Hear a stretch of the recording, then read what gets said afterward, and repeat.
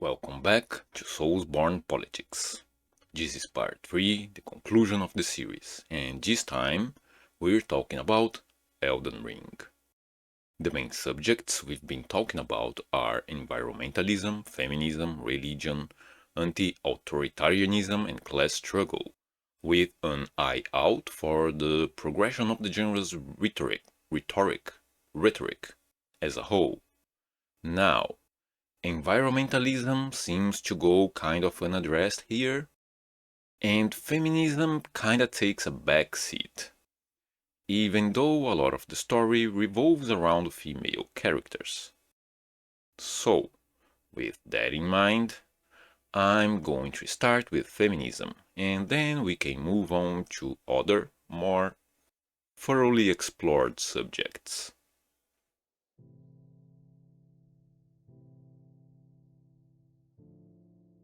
Regarding feminism, Miyazaki seems to have taken a break from depicting their oppression after Bloodborne, which is understandable.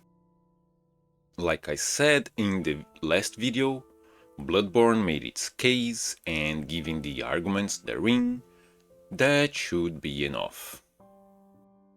Elden Ring does make a couple of arguments of its own, though.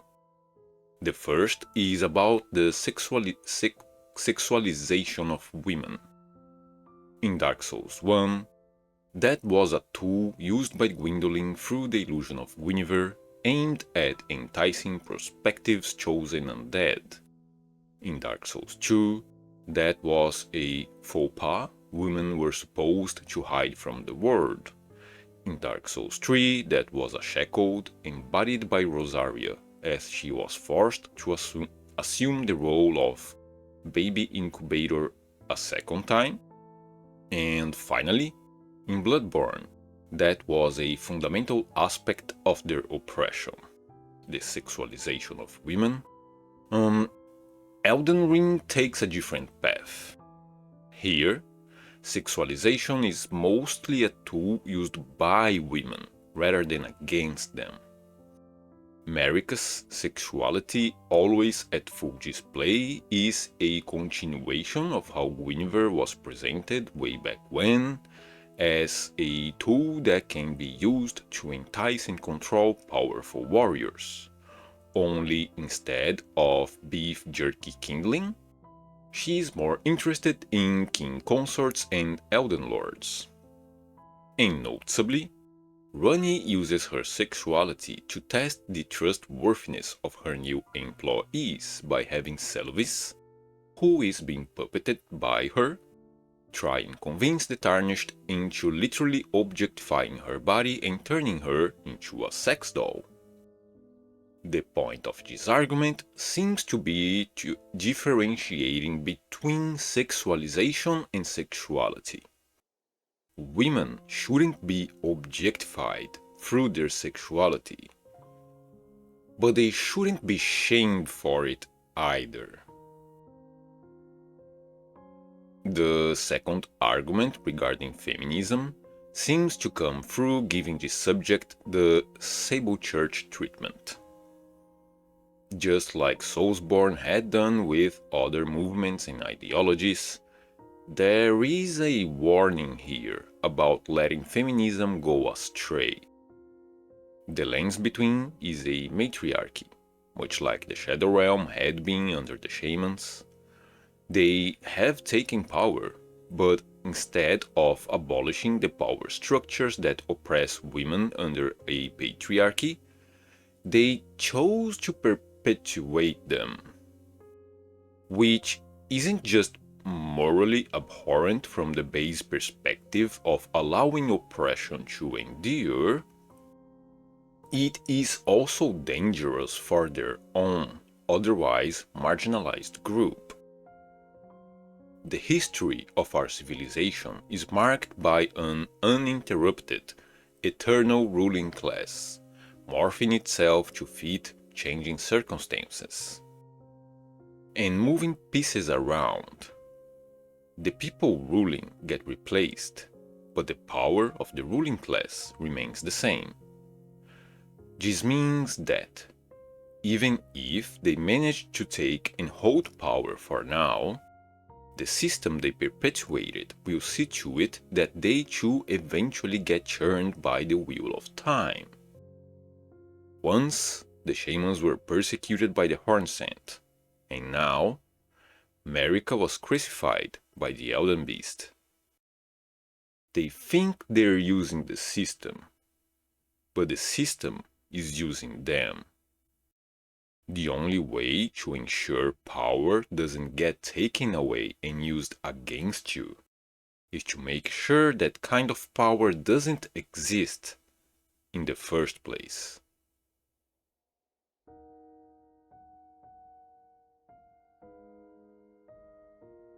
So, as we move forward, allow me to set the stage for you by pointing out that the Golden Order is the Holy Roman Empire. Right? Like, just based on vibes alone, it kinda makes sense, right? The Golden Order is the Holy Roman Empire. The Carians are the Reformation and the Protestant Union, while Miquella is the Counter-Reformation and the Catholic League.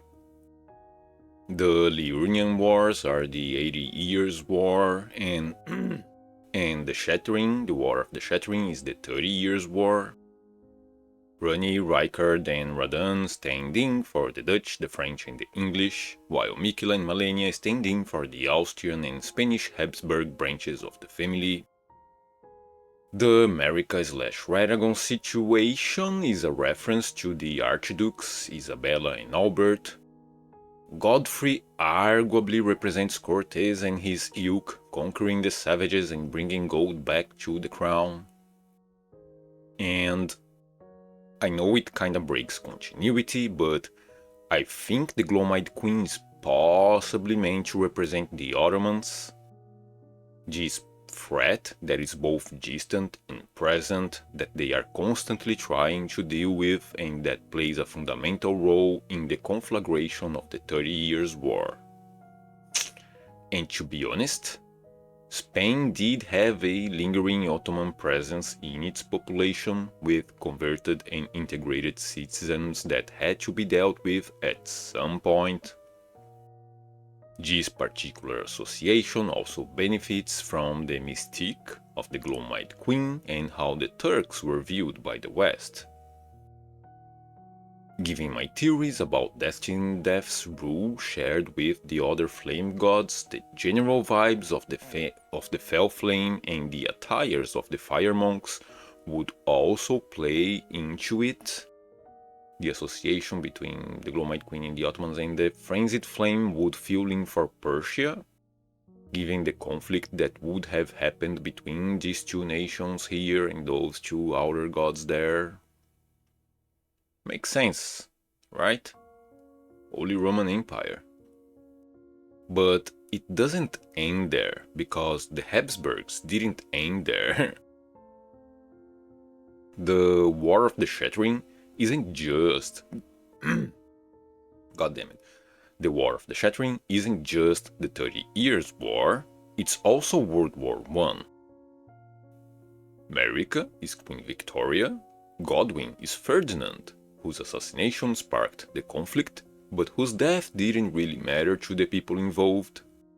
There were a lot of other factors at play there, most noticeably the alliance system, which is pertinent to the Sovereign Alliance. And all the Habsburg royal bloodline bullshit makes it so that you get things like Miquella and Radan as Kaiser Wilhelm and Tsar Nicholas II, two cousin heads of state at war with each other, exchanging letters filled with niceties talking about the good time they'd have after the war was over. Fucked up, right?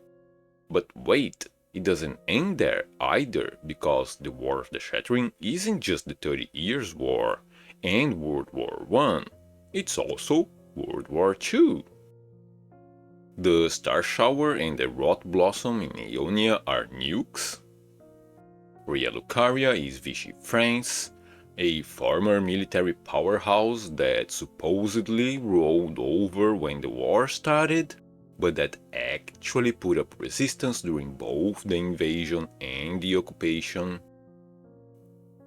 But that was also full of very, let's say, enthusiastic collaborators. And the Golden Order, of course, is the fucking Nazis. They always gotta be there, with their Aryan-looking golden lineage eugenic bullshit.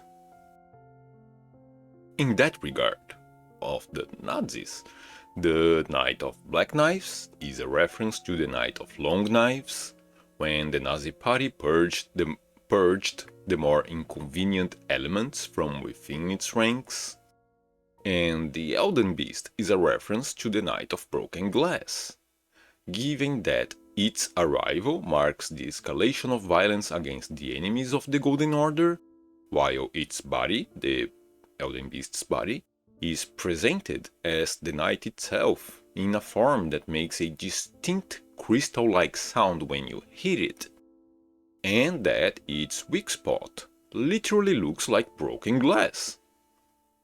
The Night of Broken Glass. Subtext is for cowards. And Drax approves this reference. So, that's kind of it, right? 3 wars, 3 eras, sharing a through line and all smushed together into a single storyline.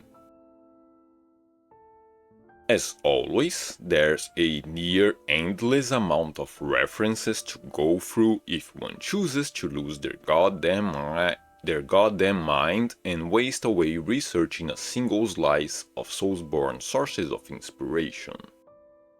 But I think that's enough, right? And that's the stage. The stage is set. What's the politics though? Well, the medium is the message. The stage is an argument in and of itself. By conflating these 3 wars into a single one, the parallels become that more apparent, and the differences that much harder to see. War never changes. And the point of it, I think, is to conduct a broader instance of the exercise of the revisioning history that had been started in Sekiro. The stage of Elden Ring is a direct negation of the Golden Age fallacy, where people believe a fictional version of history that not only paints the past as having been better than it actually was, but also better than the present day. A critique of Golden Age thinking was always present in Soulsborne, but, you know, we kinda have the Golden Order now, and the Golden Age of the Erd Tree, long before the shattering of the Elden Ring. we have a habit of glorifying certain parts of our history. Knights and kings get a lot of that. But the whole of our history is marked by rulers and ruling classes inflicting inconceivable amounts of suffering on everybody else. Whatever age you're thinking of, whether it's the Holy Roman Empire, Meiji-era Japan, the 50s in America, or something else, they were better in some ways, worse in others, and generally fucked up for a whole lot of people living in them. There has never been a golden age, and we can't learn from history if we can't accept it for what it is. And, of course, it's also worth pointing out that this is a staple of fascism. The Golden Age fallacy is an active part of how they justify their ideologies. And, well, wherever fascism might be, Politics will be there too, right? Now, when it comes to fascism, all the arguments I made regarding Anorlondo in the first video apply here. And there's also a continuation of the escalation process initiated by Bloodborne. Besides the Night of Long Knives and Broken Glass that I just mentioned, which would have been uncharacteristically blatant before Bloodborne, there's also the 3 points I used in that first video: racial purity, concentration camps, and genocide. Racial purity got an escalation in presentation through the aforementioned eugenics adjacent concept of the golden lineage. This is a very blatant textual reference. It's right there on the surface. All you gotta do is look at it. This point also got an escalation treatment through the fact that in Dark Souls, the dichotomy between gods and humans was too muddled, whereas in Elden Ring, such dichotomy is wholly inexistent. There's not even a pretense that we're two separate species or anything like that. And even the supposedly uninvolved omens are textually presented as the direct offspring of America and the nobles of Leyndell. They're not a different species, they just look different. Regarding concentration camps, those got an escalation through geographical proximity and reduced degrees of separation. Right? Yeah, like these are 3 points that I used in the first video to draw connections to Nazism, specifically racial purity, concentration camps, and genocides. Instead of the undead asylum, which was far removed from civilized society, we now have the shunning grounds. Their concentration camp is literally beneath their feet, and they keep a grate on the main avenue so passers-by can gawk at the inmates on their way to work or worship. And the inmates themselves aren't random strangers from distant lands. These are citizens of Leyndell. These omens were born here. They are Leyndell citizens. All this not only escalates the presentation of this subject, it also adds another layer of context regarding its real-world counterpart, implying that every currently non-imprisoned citizen is aware of the situation, and that they choose not to do anything about it. Just like Sekiro was preoccupied with the whitewashing of Japanese imperialist history, Elden Ring is preoccupied with the whitewashing of German people during the Third Reich. This is a well-documented process, carried out by former Nazis after the war had ended, who were enabled by the governments of the Allied forces. The Allied forces put literal Nazis in charge of deciding what the narrative would be regarding the participation of the civilian population and the regular army in the Holocaust. That's where you get arguments like, oh, but they didn't know about the concentration camps. Even though German newspapers of that time were openly talking about the concentration camps.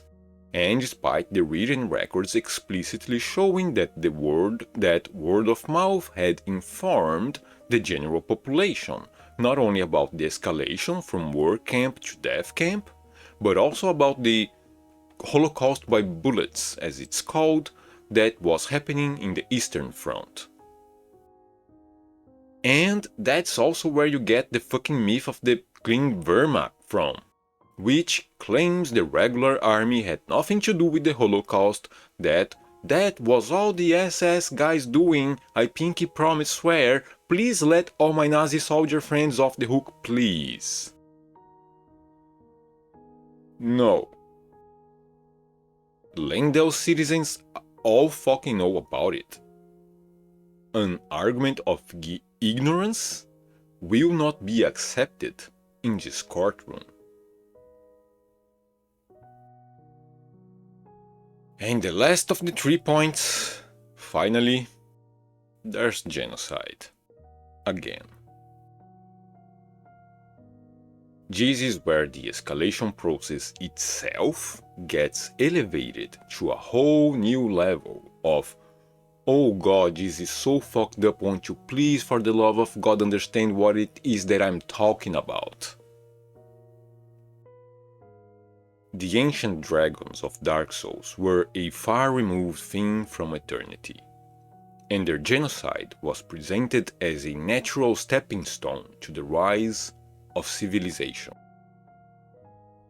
That was all ancient history, and murky, and subtle, and you were free to ignore the genocide if you wanted to. The genocide of the giants and the demons and the humans were all equally muddled by layers of obfuscation. In Dark Souls. Marika's genocides, plural, on the other hand, are explicit and unjustified. The fire giants are unmasked and far more humanized, with a culture of their own, with no justification given to their destruction, and with their genocide culminating in a complete extinction event, having been left with a single giant left alive. And the bridge between past and present is textually recognized by the game. The genocide of the fire giants is public knowledge and arguably even celebrated. They did a genocide, and that is good, actually. And where the undead were only retroactively implicated in the genocide of the ancient dragons in Dark Souls 3, via the participation of the first men in that war, Godfrey and the Tarnished were present during the war against the fire giants. They were there when it happened from the get-go, and later, our own character is present at the very end. We personally killed the last remaining fire giant. The actions we take today aren't just an extension of actions taken in the past, detached from its consequences. No. The actions we take today have the power to perpetuate those same consequences. Genocides that haven't culminated in the complete extinction of the victimized groups, which is an extreme rarity, they don't ever usually go that far. It's hard to actually bring a group to extinction, but the genocide still happened, right? So they're still ongoing today by different means. But the conclusion of those processes remains the same, right? Where it's going remains the same, and the motivations of the people behind its current installment remains the same. And if we're not careful, we might inadvertently help them carry out those plans. The challenge in Dark Souls was facing the fact that our civilization was built upon such a terrible act, and learning to identify current instances of that same act, even if information about it was purposefully withheld from us. The challenge in Elden Ring is to please open your eyes. Look at what's right in front of you and learn to recognize it for what it is. The genocide of the Shadow People may be hidden from the general population of the lands between, but not from the player. We get to see it firsthand, and the story trailer arguably propagandizes it as well. Like, when Mesmer is marching his forces through Belurat, there's no organized resistance there. There's just an endless mass of soldiers unwavering marching through the streets, with artillery support, Zerg brushing the few straggler combatants and leaving nothing but burning ruins and corpses behind. And all that looks really fucking cool. Like, unironically, the story trailer looks really fucking cool. But you never see media put out by a government or an army that makes them look bad, do you? Regardless of what kind of shit they might get up to. And regardless of what the Hornsent did or didn't do to the shamans, and for whatever reason they may have done it, their evil doesn't excuse Marika's. Marika is the perpetrator of a literal, explicit genocide. And we got to watch it happening on our screens. This feels so fucking relevant to the world right now. Back when news only traveled by word of mouth and it could take months for information to move between countries and continents, there was a degree of separation between citizens of countries that carried out or supported genocides, and the act itself. And that allowed people to more easily deceive themselves, or at least to more convincingly lie about it. Now we get to watch genocides happen live on Twitter and Facebook. There is no more excuse. But people still refuse to see it. The Palestinian genocide is something we all watched happen live and in great detail, and still so many people refuse to acknowledge it. And I'm not even talking about the fucking racists and Islamophobes or whatever, no. That's to be expected from them, no. I'm talking about regular people. People that aren't evil. People that if they had the power to, they'd stop it. They'd stop the genocide if only they could see it for what it is. The people of the lands between didn't watch the trailer. The trailer was made for us. Elden Ring is begging us, collectively, as a society, to just open our fucking eyes for once and to stop looking away.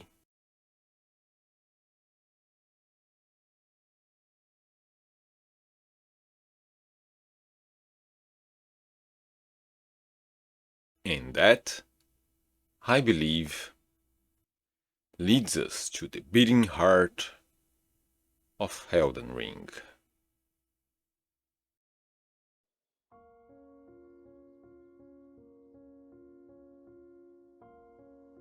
So, in the last video we started talking about Soulsborne games as a whole, and the part each game plays in the progression of the genre. And this is 100% speculative. But I think all previous games were Miyazaki screaming into the void and hoping someone would listen, while Elden Ring feels like a direct response to the portion of the community that did listen, but that missed the message he was screaming about. What do I mean by that? Well, given the interminable exercise of lore hunting, Of course, there's going to be a lot of different interpretations of the story floating around. That's natural, that's fine. Hunters gonna hunt.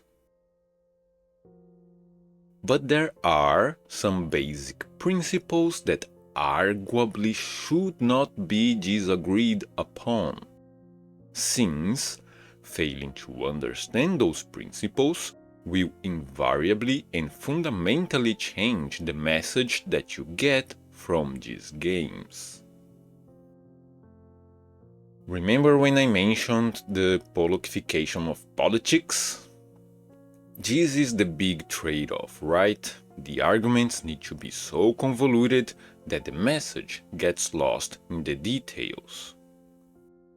In Soulsborne, this seems to happen mainly, but not exclusively, by people failing to recognize who the most obvious bad guys are. Queen and Astrea are mostly viewed as sympathetic, for instance. But it's not just about the D&D moral alignment chart of the characters. Sometimes missing the point leads to much more generalized misinterpretations of the message as well. For example, over the years, I've seen many instances of people saying Gwyn was right in everything he did, that humanity was the problem, actually, and a whole lot of people still praise the sun, which is basically a meme by now, but a lot of people do it unironically. And one way or another, that still signifies support for the bad guys. I've seen a lot of people simping for Astrea and supporting the Church of God, mostly because of how they're coded, I think, while ignoring all the individual and systemic evil shit they get up to.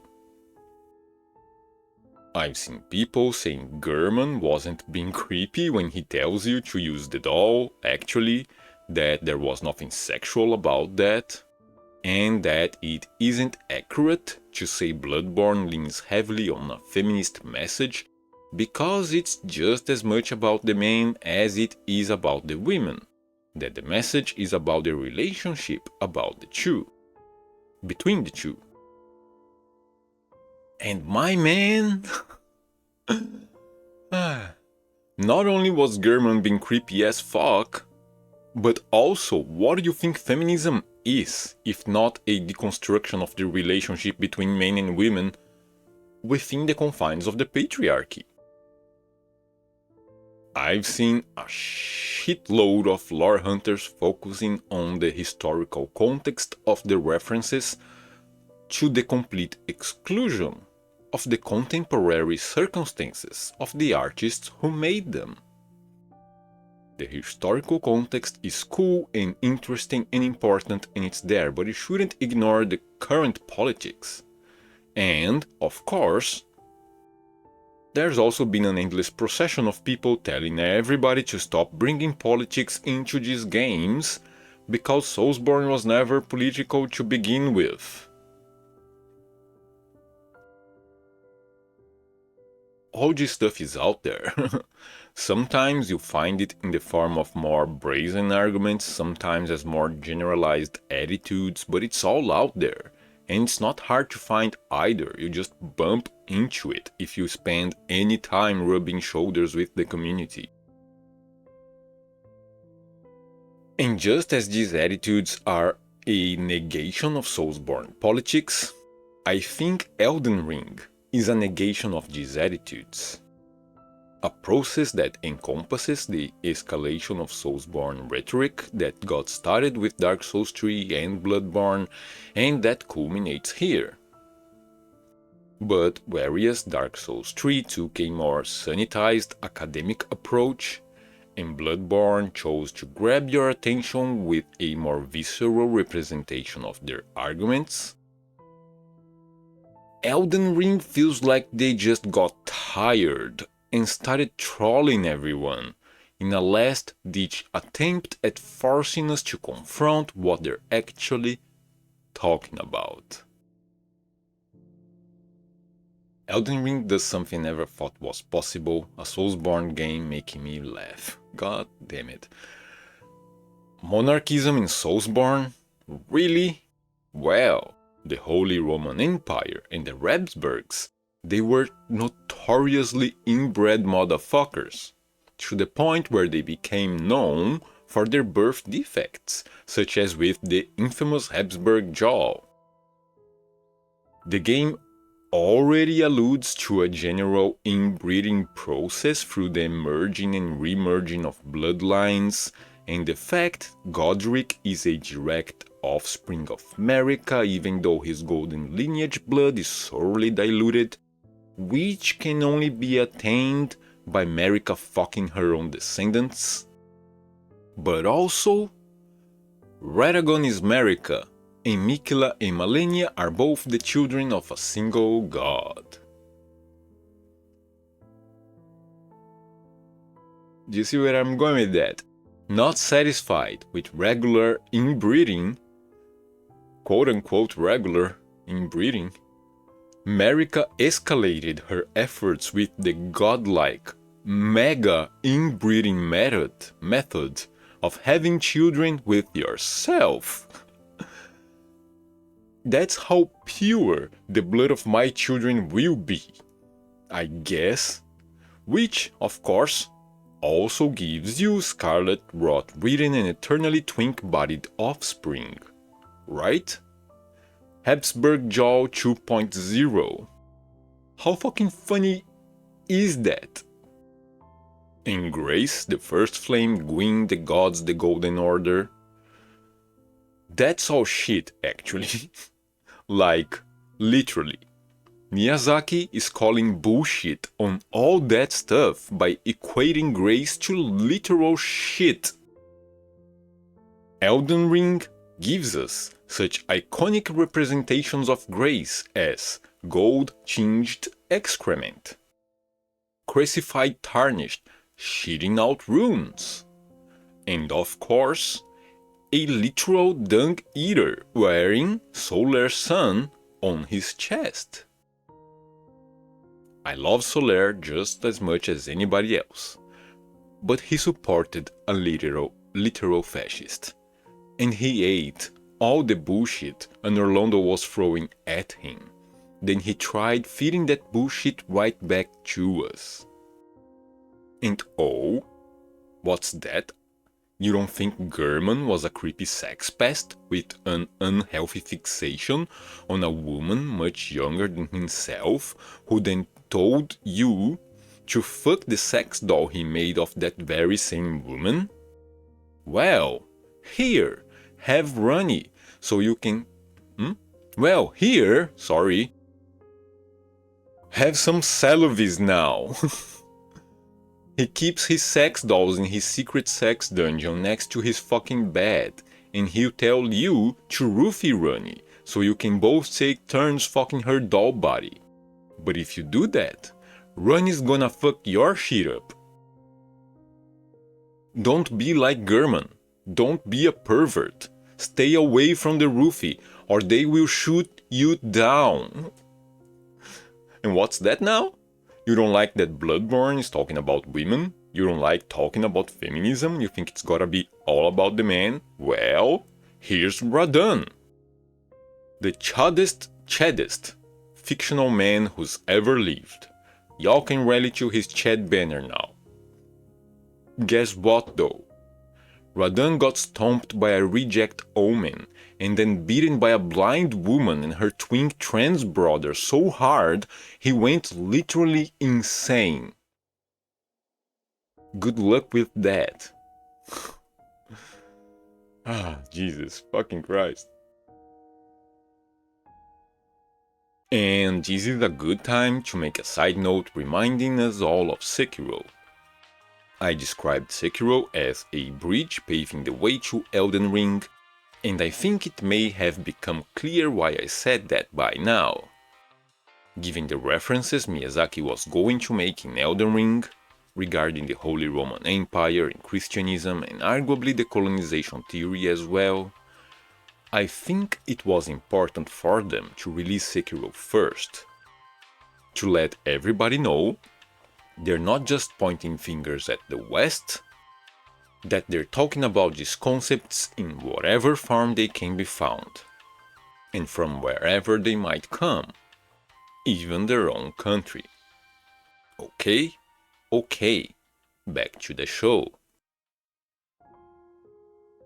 Now, two more things worth talking about here are first, some of the factors that lead to this kind of misunderstanding, and second, the response of the community to Elden Ring.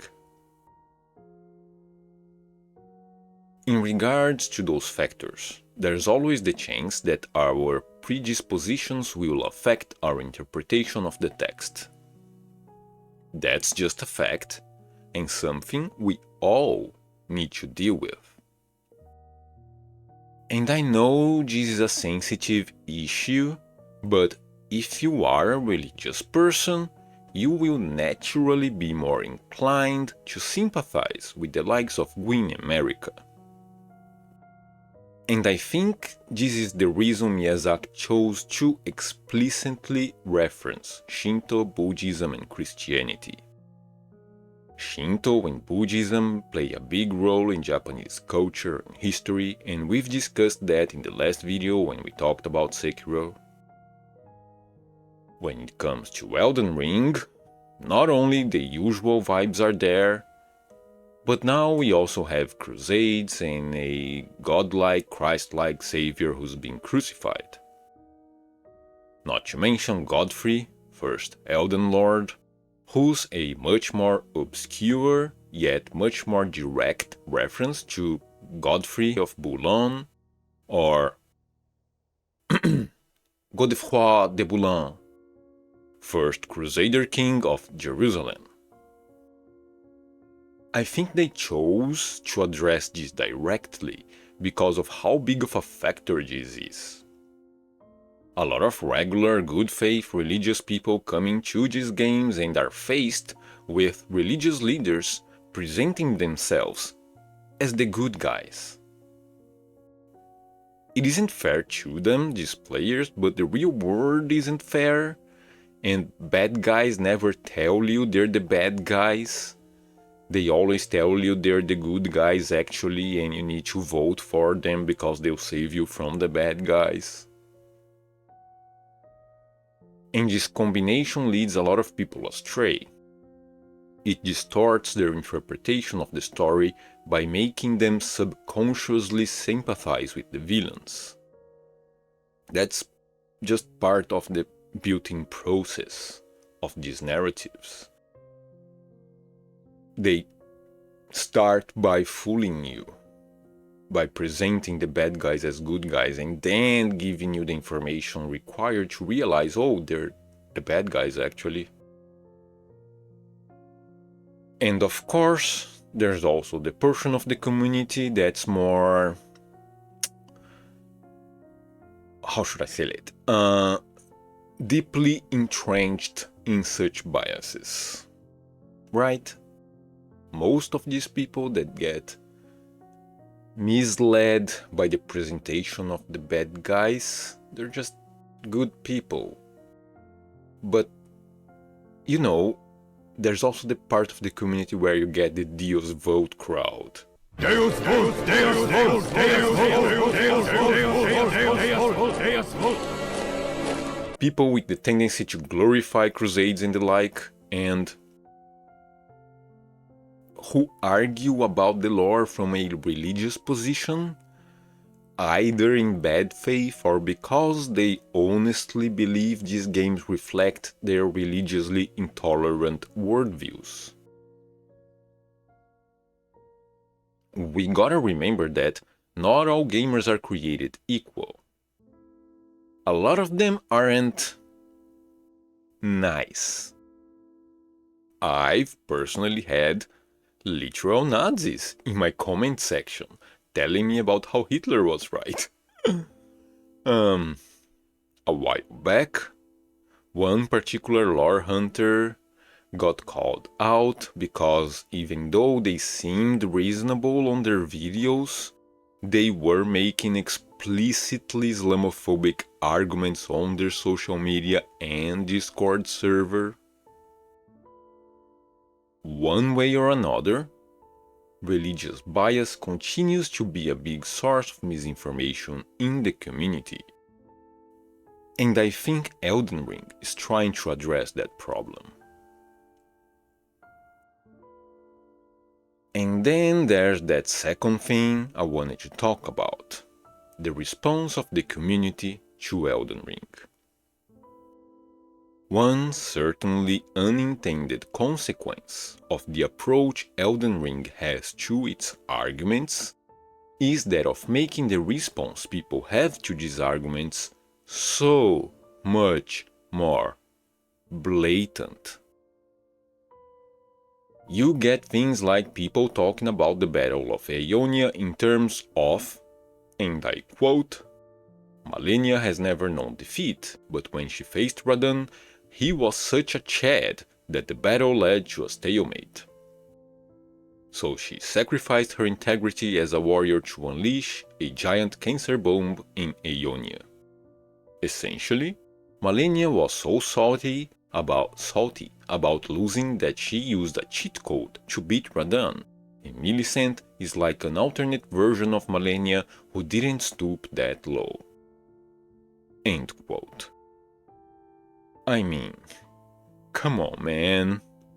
From the general point of view to the language they're using, this is such a Gamergate-brained manosphere wannabe rhetoric.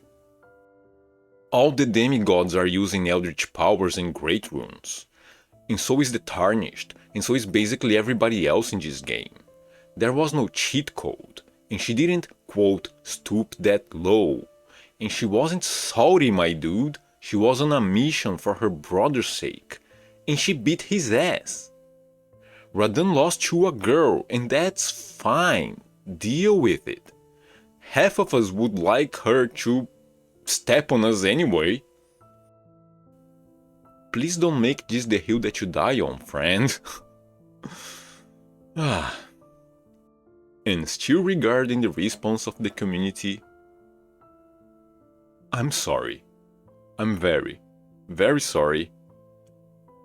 But we gotta talk about America again. First, as an extension of the Chad versus Chick rhetoric, there's the way people portray Ranni, Marika, and Malenia as a microcosm of how society portrays women in relation to or in positions of power. Malenia, as we've just discussed, is seen as having cheated her way into her position of champion of the demigods' little death match, stooping that low for the very petty reason of being salty about it.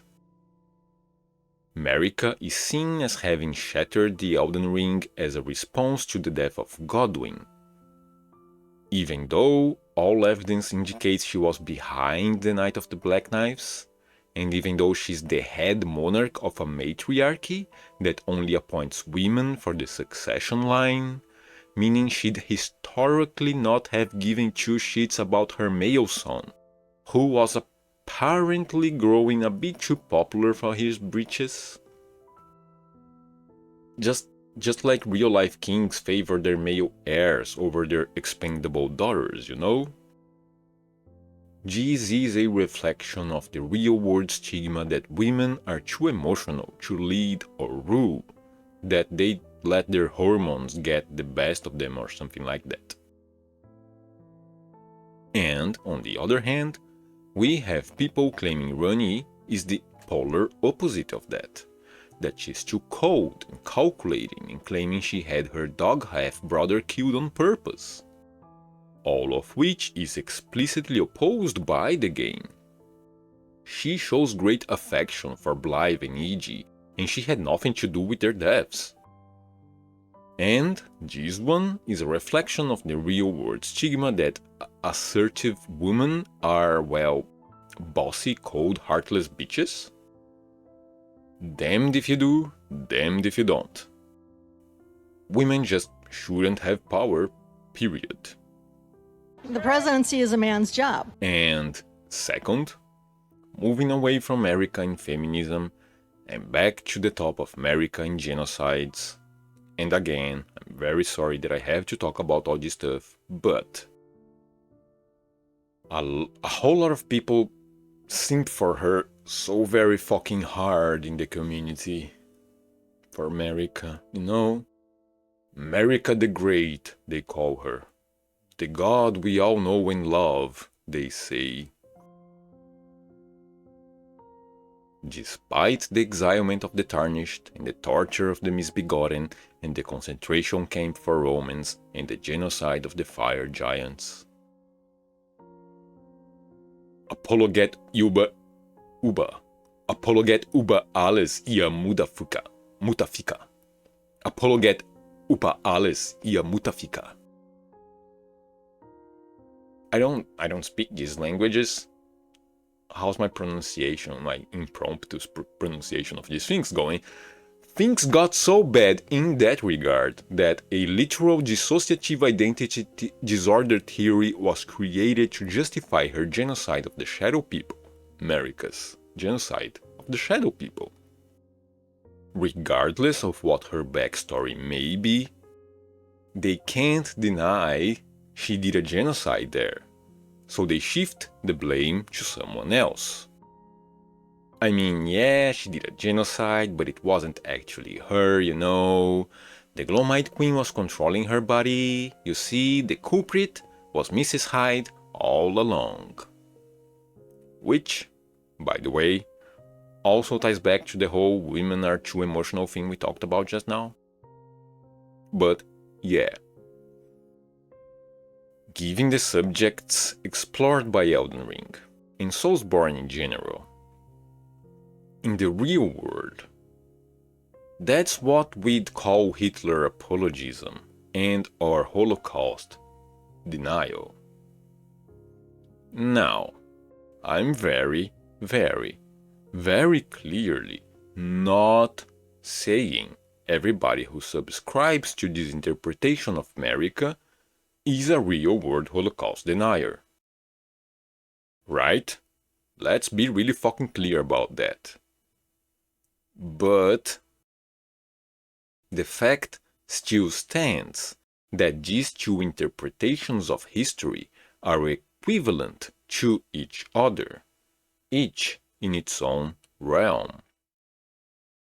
Soulsborne games have always criticized fascism, and Elden Ring, in particular, goes out of its way to paint America as a genocidal maniac who's never found a problem she couldn't solve by inflicting the most amount of suffering possible. Elden Ring is so blatant about it that it would be funny if the response to it wasn't so sad. Soulsborne isn't just interested in telling you, hey, fascism is bad. No, Soulsborne is more interested in giving you the tools to recognize fascism when it's knocking at your door, and to defend yourself against fascism rhetoric, even if the people spreading it aren't aware of what they're doing, and even if that rhetoric is claiming to be anything else.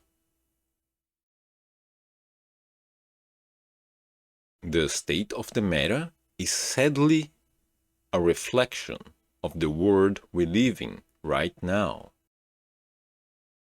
Misinformation is rampant and fascism is on the rise. But every single person watching this video loves lore hunting. We all crave critical thinking. So let us apply that indiscriminately to everything, so that we can clearly see all the shit that's happening around us. And so that we can help everybody else around us open their eyes too.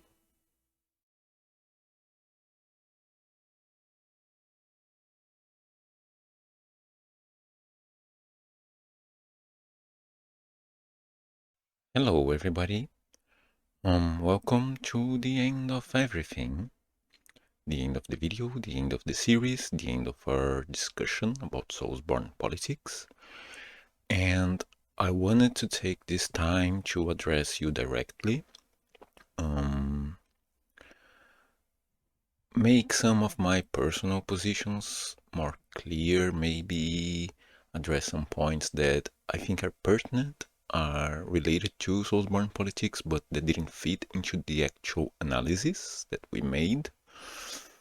I want to start by talking about religion, because I think it's the most sensitive issue that we covered, and because I don't think I made some of my points clear enough.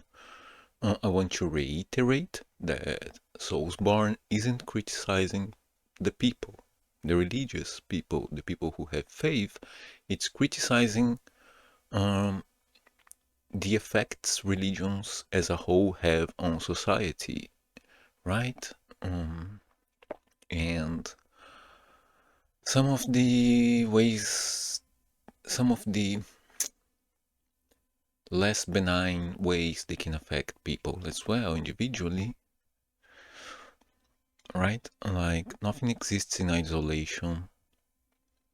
Everything affects everything else that's around it, and religion is pervasive enough that it affects everything. Religion is everywhere, it affects everything, right?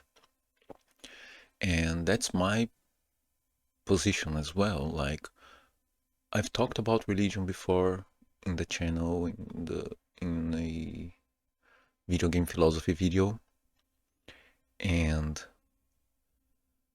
yeah, I'm an atheist. So if you're religious, I'm sorry, I disagree with you in some very basic fundamental principles of the universe, of how everything works, but that's natural, right? You also disagree with me, and every other religion disagrees with you, and you disagree with every other religion as well, right? But I understand why religions were created. I understand why they still exist, why people sometimes choose to believe in it, why sometimes people need to believe in it. Yeah. And in the first video, I will probably leave a pinned message, pinned comment on that video talking about this, but I want to talk to you about it as well, because I talked about the best case, quote unquote, best case scenario there for religions at one point, and I think I came off a little harsh there, and not clear enough on the fact that that best case scenario was again about the religions, not the people. The best case scenario for religious people is good people. You know, most of my family is religious. My best friends in high school were religious. They went to church. I tried to be religious. My best friend, hi John, my best friend used to be religious. And yeah, the best case scenario for people of the faith is good people. Period. Okay. Moving on.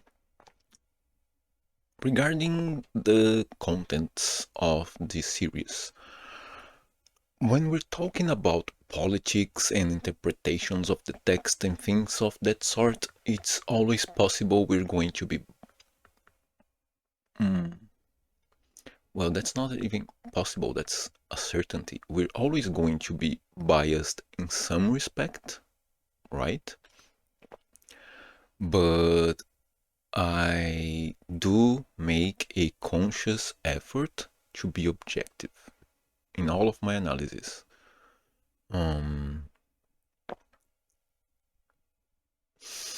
Like, people have told me like that I'm projecting my politics into Soulsborne games, for instance, but I'm not doing that. Like, honestly.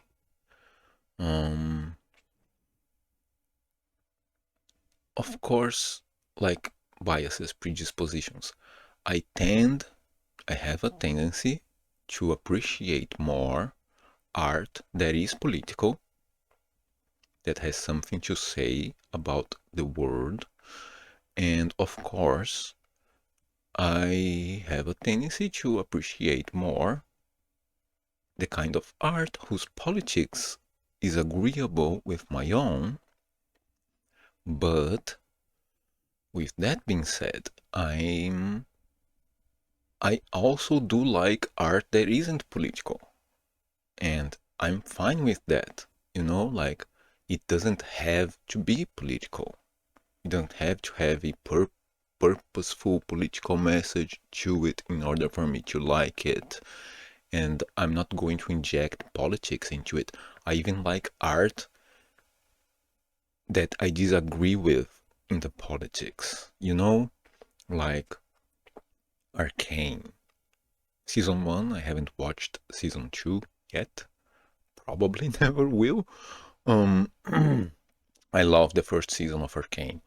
It's beautiful, it's gorgeous, the animation, the art style.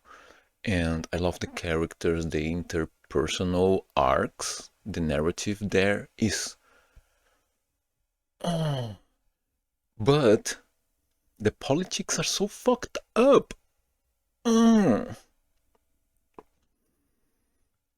Season 1 of Arcane is basically about what if Jeff Bezos was jacked and had good hair, actually, and about how poor people are the source of their own misfortune, and we should all let the tech bro, ruling class, oligarch tech bros rule the world. Actually, if they would save us all, if we could all just get out of their way. Season 1 of Arcane is about how we should let Jeff Bezos be king of the world. Okay? It's bad. It's bad. Yeah, but I love it. What can I do? So, yeah, I'm not doing that. I'm not projecting my politics into Soulsborne. This is just my analysis of Soulsborne politics, of the messages that exist in these games. And I think I did a good job at being thorough. Enough. Like, there are endless amounts of references to cover. Like, literally almost limitless. You can waste years of your life just listing the possible sources of inspiration for these games. And like the comparisons, the references themselves, they're multifaceted, right? There are many sources of inspiration for each aspect of the game. Each aspect of the game is a reflection of multiple things. Sometimes some comparisons are more relevant than others, more explicit than others, right? But as I also pointed out in the series, in these videos, I think too many people focus exclusively in the historical context of the references that are being made, to the exclusion of the contemporary circumstances of the artists making Soulsborne, making these references in the first place. And I don't think that's a good way to approach it. The historical context is important, it's interesting, it's right, it's nice to talk about it. It gives a lot of context. It's part of the politics as well, part of the message as well, but we shouldn't ignore what everything means to the contemporary politics that's present in the game. Okay. What else? The trans issue. I didn't mention anything, but I kinda gotta talk about it, right? I didn't mention it because it's not relevant to Soulsborne, I don't think. Like, it's always been kind of there, right? Like, Gwendolyn, the magic gender affirmation coffin in Dark Souls 2, the Ring of Reversal, God is trans now, I guess. But yeah, like the issue itself was never fully explored by these games. So it didn't feature in the analysis, but it's there. The representation, I think it's neutral. I think it's good enough. Like, again, of course, I like art that has good trans representation. It talks about trans stuff, but it doesn't have to. And the representation that is there it's okay, I think. Like, it doesn't go out of its way to either glorify or vilify transgenderism, and there's always been the affordance of representation, right? The aforementioned coffin, the type A, type B thing on the character creation of Elden Ring. It's a nice touch, little touch, but it's nice, it's there. I want to talk about just a little bit about the colonization theory. It's a big part of my theories, lore-wise. Unless you're new to the channel, you already know about it, you've seen it. If you're new to the channel, I have like my theories about the Shadow Realm are widely different from most of the community, and it leans heavily on the colonization aspect. Like, lore-wise, the history of these lands, to me, it's the history of the people of the Lands Between, from the time of the Eternal Cities going to the Shadow Realm, trying to colonize that place, then everything went bad for them. Then some people from there came back to the Lands Between, the Newman, and now America is going back there again. There's a lot of colonialist vibes going around all over the fucking place. Yeah, but like a lot of people, most of the community, I think, would disagree with that concept if they were exposed to it based on lore reasons alone, which I have discussed in the channel before at some length. There are some videos explicit about that in the Debate Parlor series, if you're interested and haven't watched it yet. But also, like, I've encountered people that I think were resistant to that idea based not on the lore, but on the circumstances of the colonization subject itself. It plays into the response to Elden Ring thing that I talked about, the state of the meta, right? Like, people who live in countries that have a ugly history with colonization will be disinclined to agree with that interpretation of things, depending on their predispositions. Some people are more okay with their history.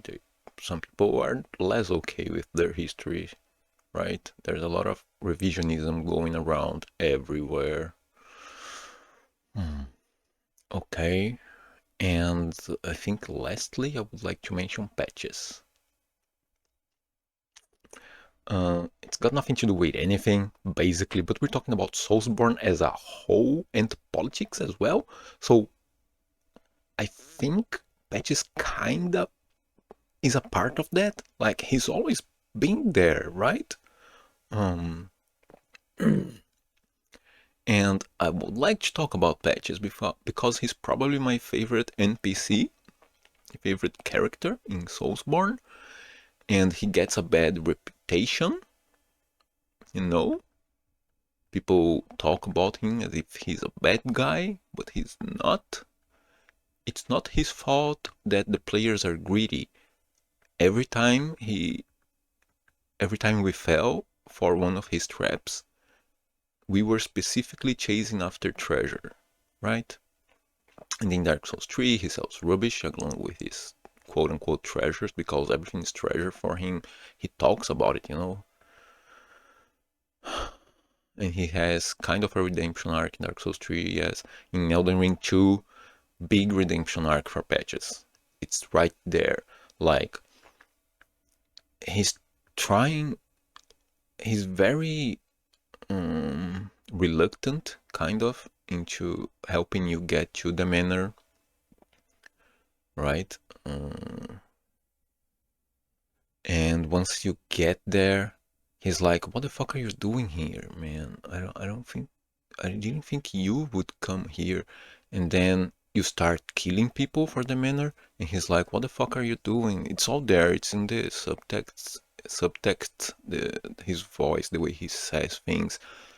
And then when you kill Rykard, he's like, "Oh, now that makes sense. That's why you were doing all that fucked up shit, so you could kill Rykard. Okay, I get it. That's fine." You know, he's a good guy. Tough loving, yes. Rough around the edges. I would prefer not to be kicked down a hole, but he's a good guy. Okay, and I love him. Patches is nice. All right.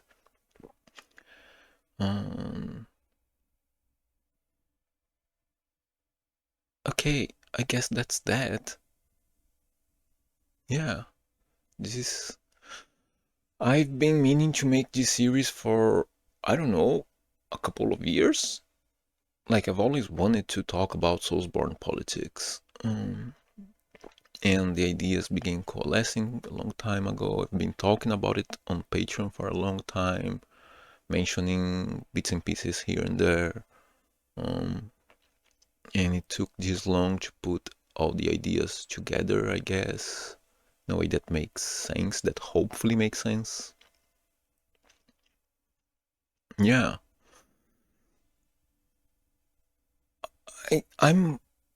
I think I'm satisfied with the result.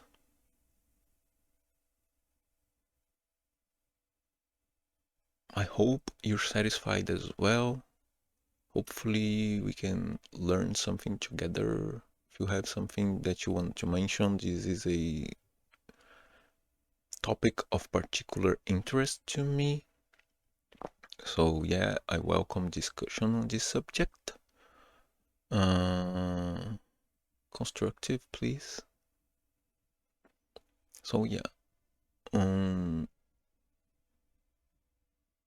I guess that's that. Thank you all very much for watching. Thank you for making it this far into this video, into this series. My viewership has declined greatly over the last year or so, I guess. I don't know. For various reasons. If you liked the series and you wanna share it, please do. That would help a lot. The algorithm doesn't like me anymore, so it never had, and now it just like it's giving me the silent treatment these days. If you can share my stuff, that would be much appreciated. Thank you as always to my patrons. I love you guys very much. Thank you very much for your support. It helps me so much. I have no idea. Both emotionally and financially as well. Sinclair Lore, Balan, Liu Vampire, Sam D, Hobal, Taylor Reed, Medium Hat Logan, Terp, Brain Douche, Mr. Pudding. Oh no, don't Sparks anymore. And Mr. Pudding. Everybody, please stay safe out there. I hope you're all doing well enough, as well as anyone can be these days. I hope you're safe, and if you're not, then try and get yourself in a safer situation if you can. The ultimate message of Soulsborne Politics is that things are fucked up and we need to get together. We need to work together to fix things. Soulsborne doesn't know how to fix things. It doesn't have a proposition. It points out everything that's wrong, but it doesn't have a plan for it, because nobody does. The plan doesn't exist yet. We don't know how or if it's possible to fix the world, but Soulsborne is pretty sure that we have to try, and that we have to try together. So find community if you can. Stay safe, and I'll see you around. Bye bye.